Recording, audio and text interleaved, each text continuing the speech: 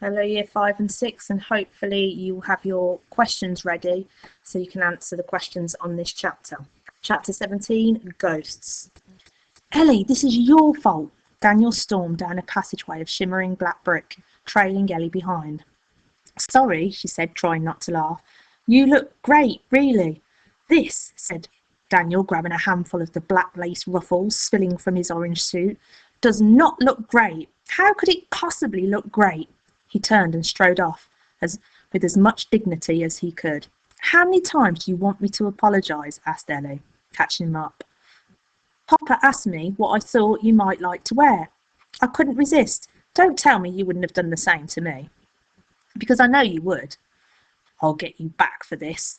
They reached a grand set of arched black doors. A single word had been painted on its nameplate in flowery letters. Ballroom. Daniel pulled on the golden door handles and the doors swung open. A huge circular wonder opened up before him, with a marble floor and a high domed ceiling of deepest black, finished with scattered golden stars. The wall of the ballroom was made entirely of glass, circular and continuous, looking out towards the illusion of a clear night sky and an impossibly large full moon. The floor was crowded with guests in orange, black and gold. Many had been cornered by members of the Emporium staff who were excited by the rare opportunity to speak freely with those from beyond the shop's walls. Ghostly waiters walked among the guests. They carried golden trays neatly stacked with goblets of orange liquid, piles of chocolate bats and licorice spiders, apples coated in rich caramel and chocolate, all filling the room with delicious sweet scents. A hush began to fall over the crowd. Heads turned towards a raised circular platform in the centre of the floor, where a ghostly brass band had assembled. And then the band began to play. Waves of music swept the ballroom, enveloping guests and staff alike, carrying them off into waltzes and spins and toe-tapping, high-kicking barn dances. Daniel could not resist the urge to dance. He felt a hand on his arm, found himself on the floor with Anya, the snake charmer. They danced until Daniel could dance no more, and he went to the edge of the room to catch his breath.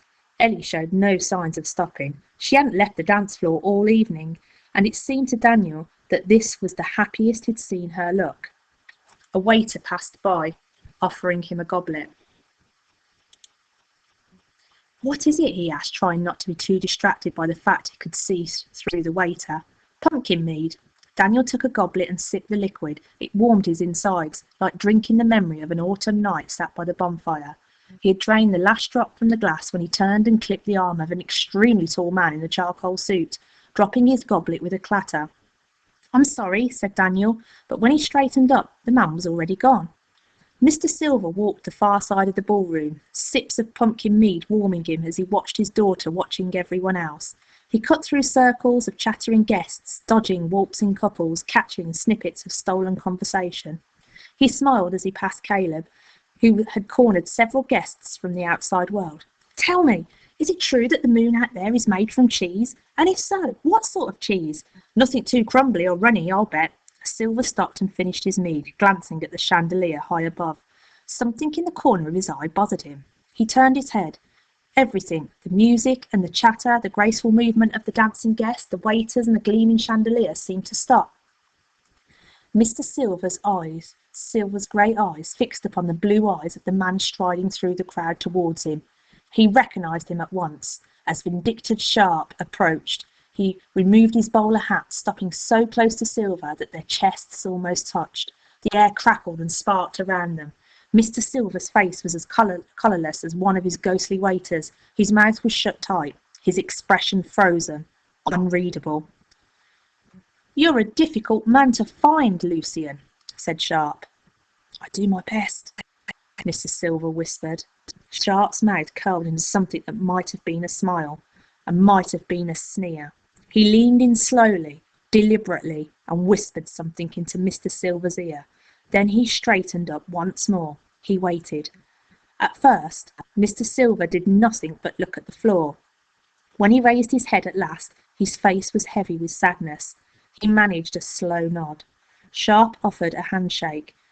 When their hands touched, lights around the hall began to flicker. A few bulbs blew out, spitting shards of glass among the feet of the guests, who gasped and shrieked and laughed, believing it to be part of the entertainment.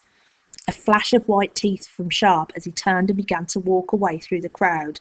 Mr. Silver watched as he left the ballroom, standing frozen among the sea of sparkling dancers.